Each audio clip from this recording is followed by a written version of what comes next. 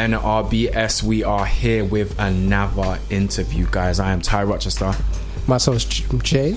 And I'm myself, Ty Keezy. And we have a special guest in the building. I'm going to say very special. I'm not just going to say special, I'm going to say very special. Special and a half. We have Natasha Benjamin in the building. Hello. What's up? What's up? Hey. So, tell us what you do.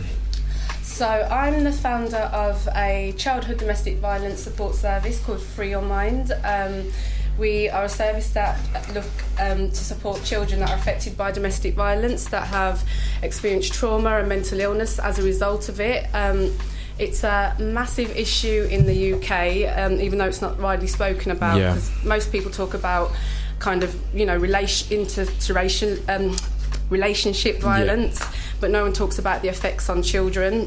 And we're not just talking about little children, we're talking about teenagers and young adults who have grown up in those environments and not received any support at all, and they're growing up with all this trauma and going out into the world, with it manifesting in lots of different ways. So we work to reactive and preventative to ensure those people get the support that they need.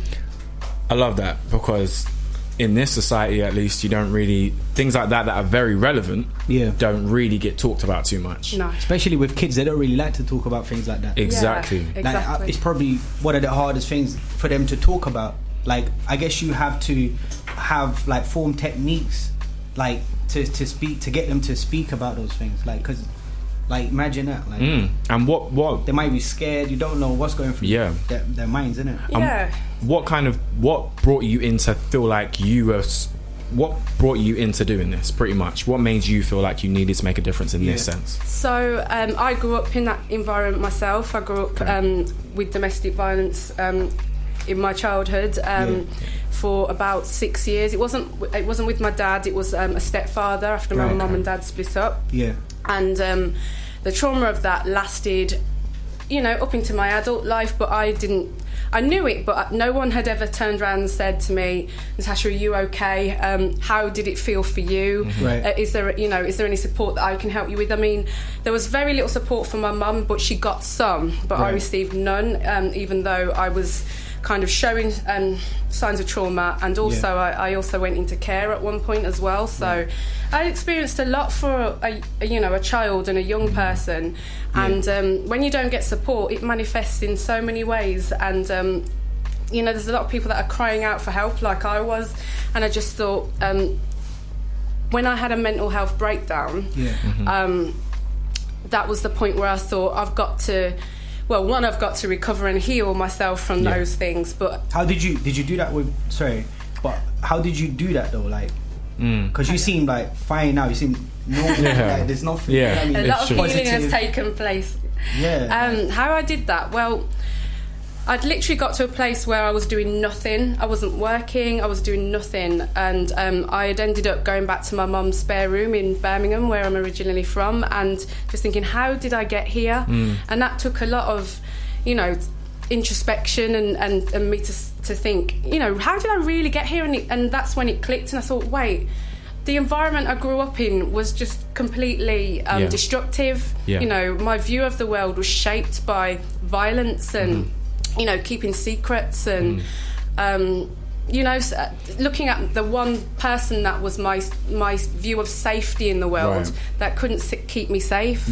And all those things were reflecting in the way I was as a person. And so I realised that I had to do something to heal that, otherwise my life was going to continue in the mess that it was at the time. I would even say, I'd like to emphasise that point, the fact that you felt like something that happened when you were younger really did play a massive part in your future. And I've always had a big thing on that. The way you grow up is really how things are going to go. Massive effect. But I've seen a lot of stuff with you recently, and I've seen that you seem very confident. You seem very unfazed by that side now. A little bit more unfazed than I guess you probably were. What brought you to that point? Because you seem to be a success story of that matter. I mean, it's literally doing the work on yourself, the inner work, the healing that you have to do, get the support that you need to get. You know, you just have to do the self-work, which is quite painful, you know, because you have to look at things about yourself that, you know, you don't necessarily want to, the mistakes that you've made.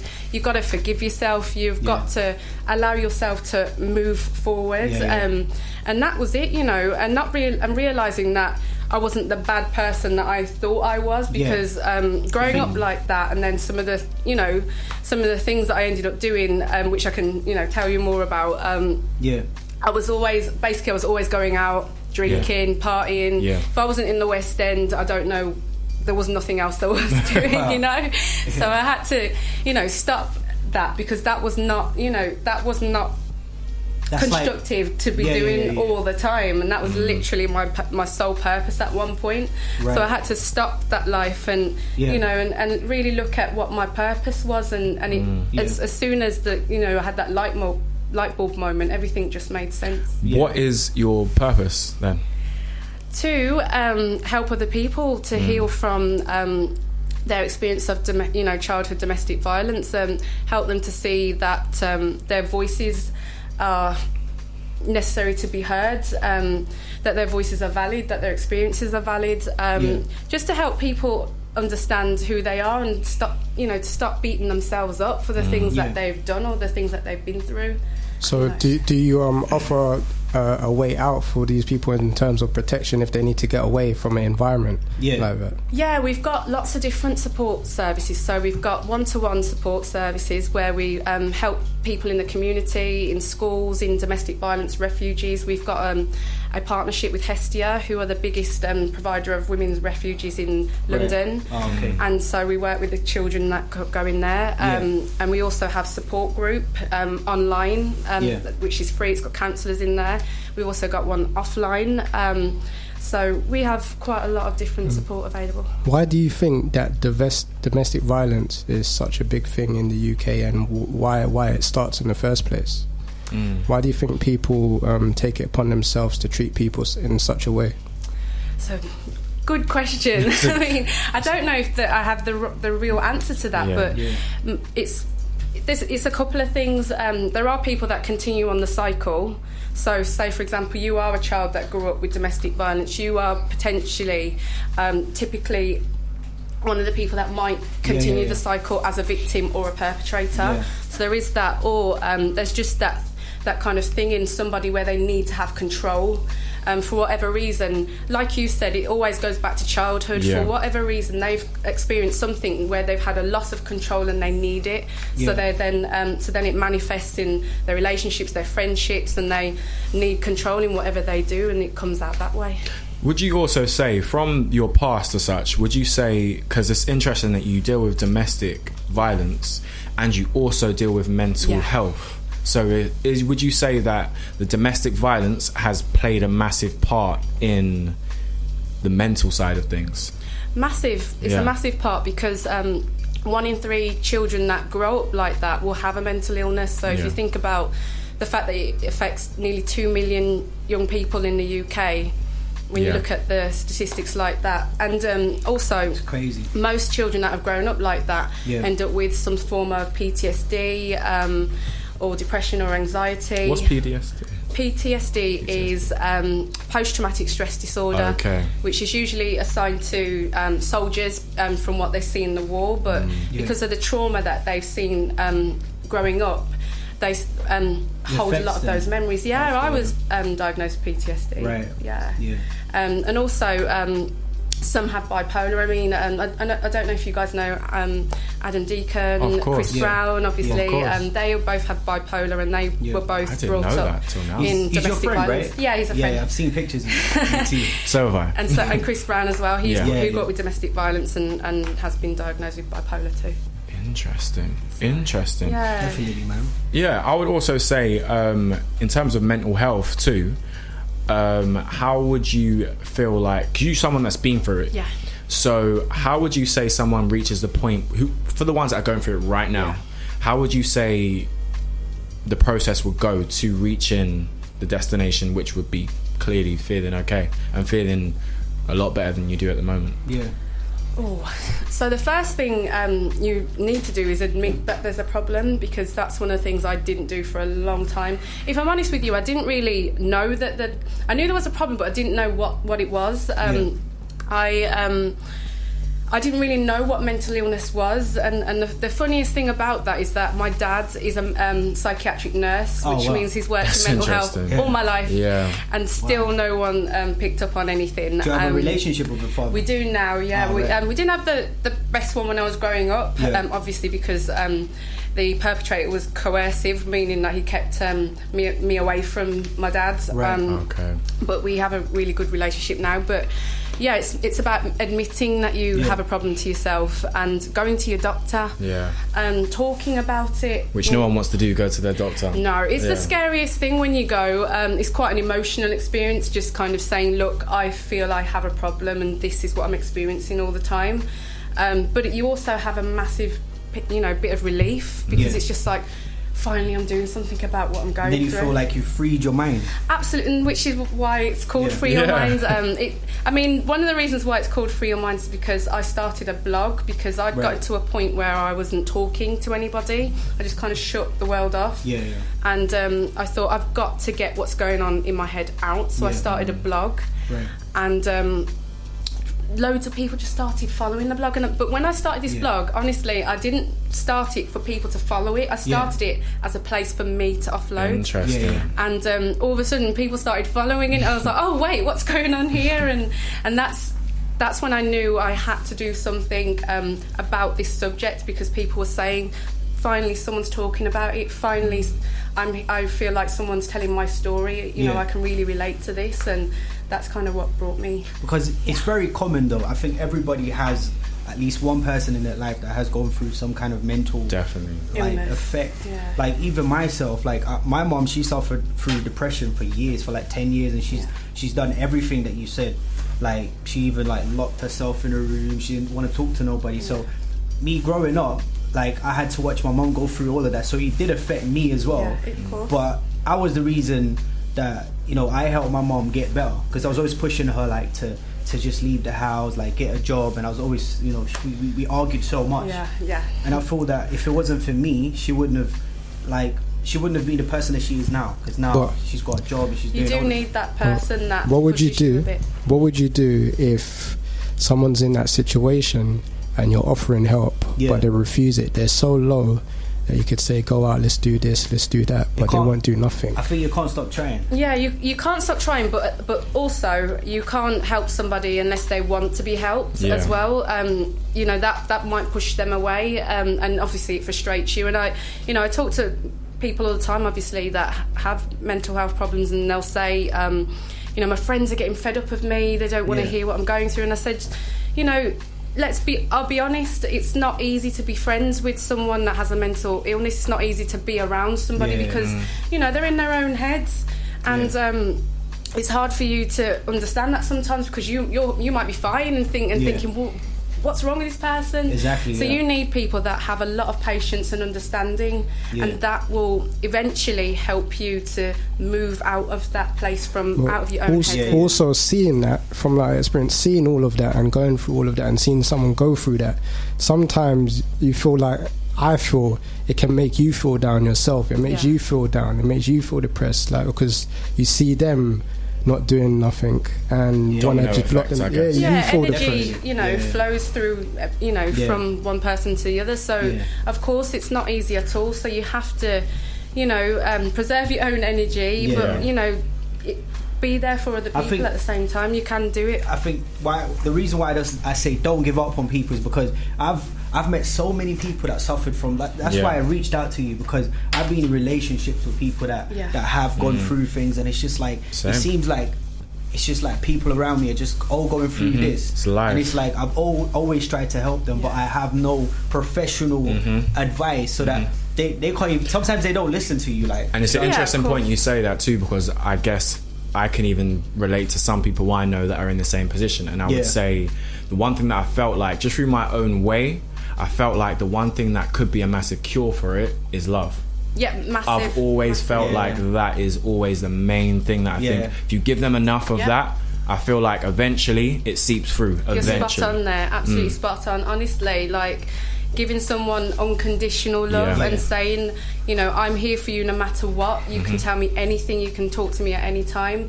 Lets them know, even if they're not ready when you say it, at some point they'll come out of that and think, I can go to him, he said, you know, he's shown me that open door. And honestly, those are the people that will help pull you through. And I wanted to say also, in what you do with Free Your Mind, I wanted to say, I guess you've gone through it yourself, as I've said, but as a whole I wanted to think, how did you, your experiences with people that you've helped, is there any kind of common denominator that you've come out of a lot of them that surprised yourself even? Common denominator between them? Yeah. I mean, the main thing is obviously how they grew up, of course. Yeah, of course. But what's the common denominator? I mean, a lot of them tend to be women. Right. But that the only reason why I think that is the common denominator is because men tend to not stand up and ask for support as much as women. So do you believe that it's pretty much the same, but it's just the women actually come out? Definitely. Okay. There's so many men that are going through, you know, the same thing. And I'm not just talking about growing with domestic violence, I'm talking about mental illness, because we have a support group, but it's not specific to just people that have grown up with domestic violence. It's for anyone who's got a mental health problem, because there's counsellors in there and all sorts of other people. So you know, when we find, you know, men definitely trickle into there and they find that's a safe place that they can, you know, type and be safe. Anonymously. But, exactly. Yeah. Whereas the women are the ones that kind of are more forthcoming, saying, look, I need some direct support. But I do work with young boys and young. How young do they come? Oh, the youngest boy I've worked with is 8 years old. 8 years? Wow. Yeah. That's so young. I guess you can't disclose, any situations, but... No, I mean, you can always overview. I mean, the situations, are, you know, obviously are domestic violence, but they go through different things where some of them might be still trapped in the court system. They might have freshly just ran away from the violence, you know, and the mum's come to Free Your Mind and said, look, we have just moved away. Can you help my child? Or they have just arrived at the refuge and the refuge has helped. I mean, what about if they just entered prison or they've come out of prison? A lot of people that go into prison, they go through breakdowns. A lot of people feel suicidal. A lot of things like that. It's a tough place to be, and I've heard a lot of people break down in prison, and they have all these breakdowns. They feel depressed and they feel like no one loves them. Do you work within the prison community as well? Or is that a name? Don't actually, but it would be good to go into that, because there is a massive percentage of people in the criminal justice system who have grown up in those environments, and obviously, like I said, it manifests in so many ways. You know, for me, obviously, it was kind of the drinking party and thing. For other people, they might go into the criminal system. It's where you feel at home. You know, it's where you feel acceptance. So you can end up in so many different places, and I know that there are lots of people in the prison system that have grown up like that. Can I also say, what was, because I know you said that you used to drink and used to go out, you're smiling while you're saying it too, that seems like it must have been quite intense. What is your favourite drink? What's your favourite drink, he says? Oh my God. What is my favourite drink? Don't say Ribena. Right now, actually, you might just think, oh, it's boring, but it's like Prosecco. That's not really. That's I had that not too long ago. That's water. That's water. I had that yesterday. But back in the day, it used to be like vodka, which I don't recommend anyone. It's like bad experiences. The devil in a bottle. I was going to say also, what was the connection that actually brought you from doing that to say, you know what, I want to make Free Your Mind? What was like? There must have been an epiphany, that must have gone, you know what? So, well, you know, obviously I was going out all the time, and when I had that, I kind of had a moment where I sort of crashed and burned and stopped, and like I said, I was not doing anything. I ended up back at my mum's for a bit, and I said to one of my, that's the other thing, I had a lot of friends who fell away.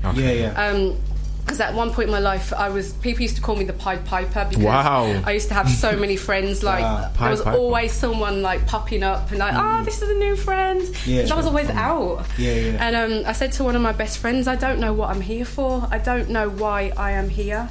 What is my purpose? What am I good at? I just didn't know. I'd been to uni, done all these things, but got to a point where I didn't even know who I was. And he said to me, "You're really good at socialising."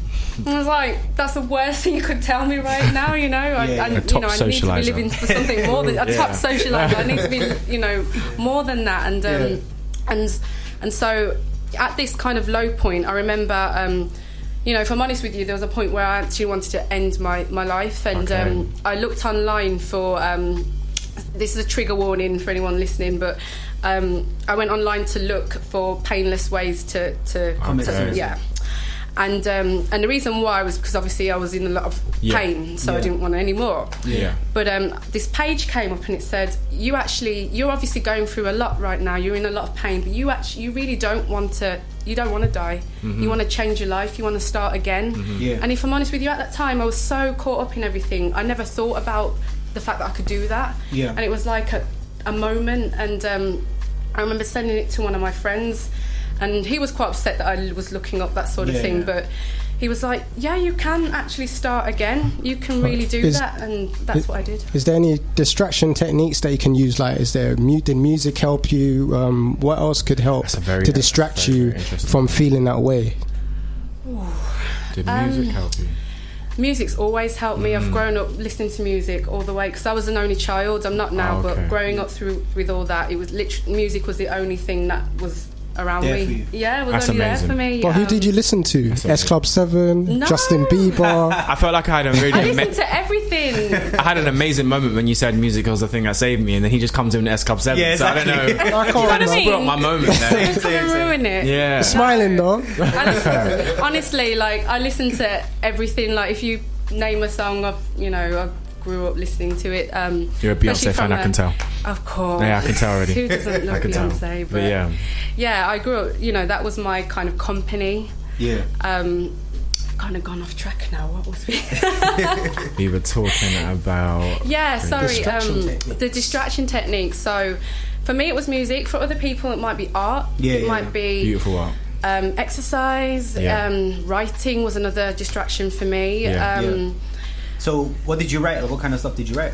I wrote a lot of poetry. Oh, okay. Yeah. I want to see. Interesting. A lot of it's in my blog. Okay. Oh, wow. Yeah. Do you remember any off by heart? I don't. Could you share? And I'm not like a spoken word. How can people get into it? How your blogs?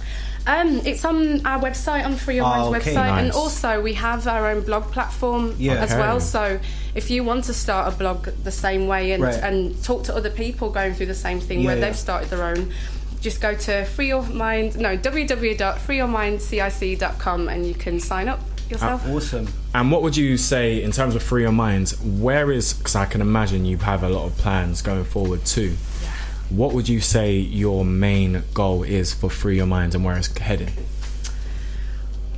The main goal really is to ensure that we help as many children as possible. There's not some kind of pinnacle moment that I'm looking for, really. It's just to ensure that no child that grows up in this environment feels alone or feels like their experiences are any lesser than their parents, because I know so many young people and children, even myself, that grew up and looked at their experience and thought, that was my mum's experience, it didn't really affect me, but it did. It's just that they hadn't processed it. There was a part of their brain that had blocked that off, but they were, walking trauma, and they need that support themselves. So the main thing is to ensure that we help as many people as possible and that we continue to grow in size, meaning that we have more staff that can go out to help these people in these children in the refugees or in the community, wherever they're needed. How do you qualify to be part of Free Your Mind? So you do need to have experienced some type of trauma as a child. That sounds really strange, but the reason is because we want people that they can relate to. We want real people that they can relate to. And you need that peer support, that person that says that can say to you, I know what you've been through. Because I know that a lot of the people that we've helped, or even myself, when I went into counselling, there was this barrier between me and the counsellor because I knew that she had not been through anything so like you was me. Like, you don't know what you're talking about. You haven't been through it. Kind of Exactly, and there was that kind of clock ticking thing where you know you've got an hour to let out all this stuff that you've been dealing with all your life. Yeah, and it's not enough, is it? And literally, they sadly they say, you've finished now. Really?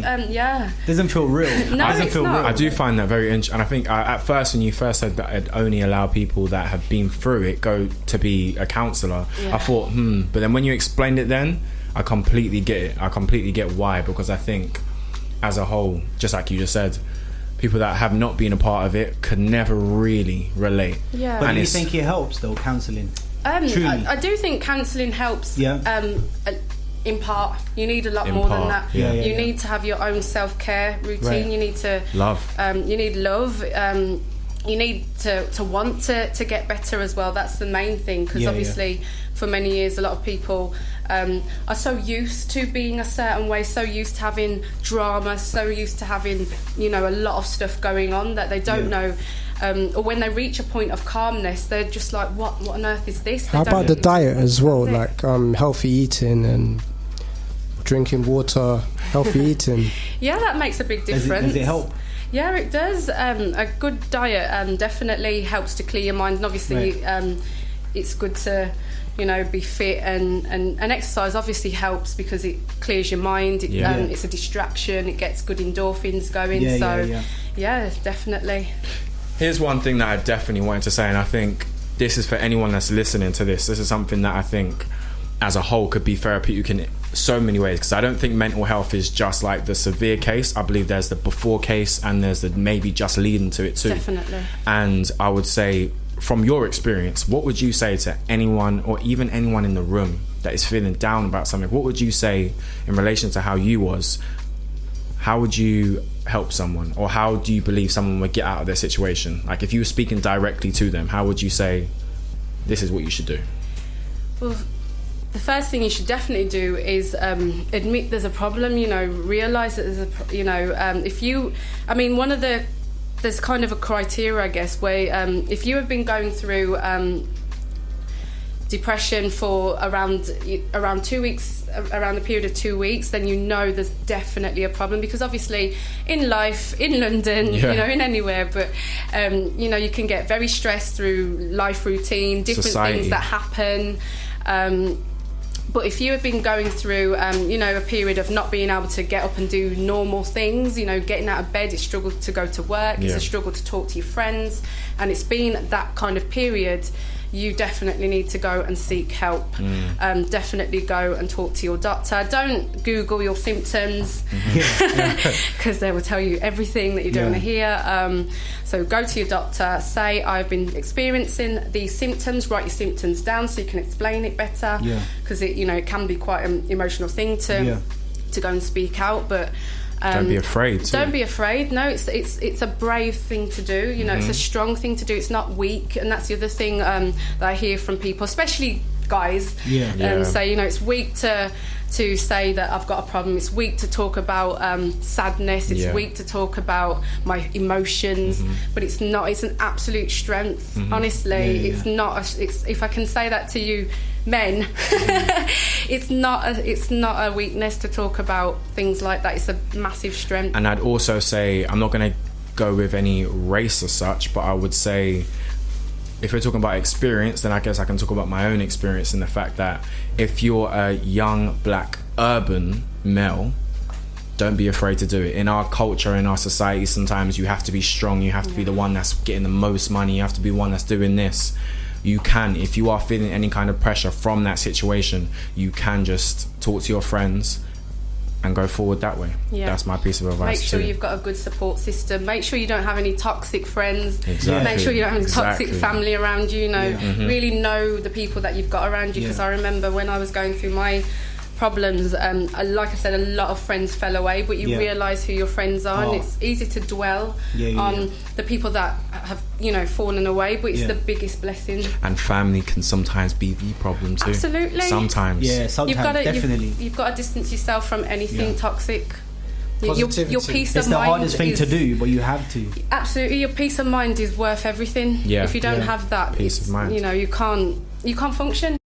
So yeah, we had the 5K walk, and that was so good. We had about 25 people with us going around the city. We were, you know, we were just spreading messages of awareness, getting donations. It was so funny though, because we the police actually stopped us because they thought we were protesting. Oh, really? And one of them actually said, "Are you guys Black Lives Matter?" Yeah. No way. Yeah, we're like, well, with all our teachers say free your mind, so.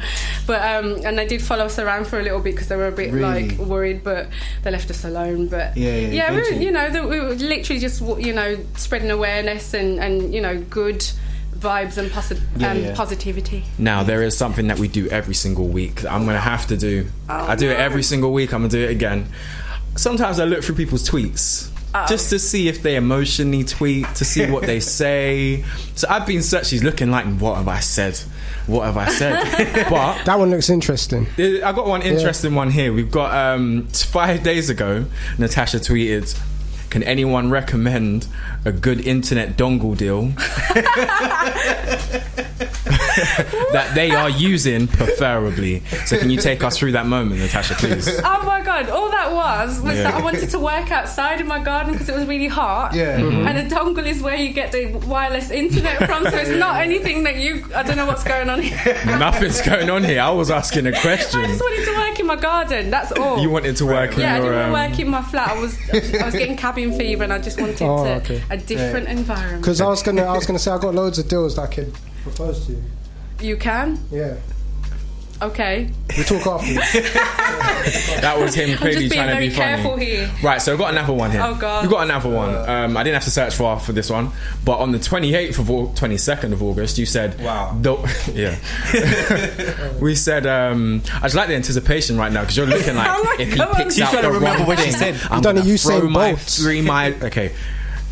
The way I chased my postman for a package after he left the ticket. I'm surprised he didn't run away. I got it though. Yeah, you've got to be persistent. The Birmingham's coming out of you clearly. But I was waiting for a package and I could see the van, and my postman, bless him, he's kind of annoying. He comes at lots of different times. He will knock, you know, when you're waiting for a package and they come and like tap the door the tiniest way and you don't even, and they leave you the thing and run off. It's like, I was here waiting. So I was just looking for him on this day. I was like, I know what you're like. I'm gonna find you and I'm gonna get my package. Amazing. Yeah, this was literally, I really enjoyed this interview. I definitely love everything that you represent. Free your mind. It's been good to meet you all. It's been great to meet you. Where can they find follow Insta, Twitter, website? Where can they get in contact with you? Dongle deals. For Free Your Mind, it's at Free Your Mind CIC on Twitter, on Instagram, and our website's www.freeyourmindcic. And then for me, it's Tasha K Benjamin on Twitter, Natasha K Benjamin on Facebook, and Instagram as well. So awesome. Yeah. Nice. Well, that was Natasha Benjamin. Everyone needs to get into Free Your Mind. Yes. I will be. Everyone needs to. Free your mind for sure. Thank you for having me.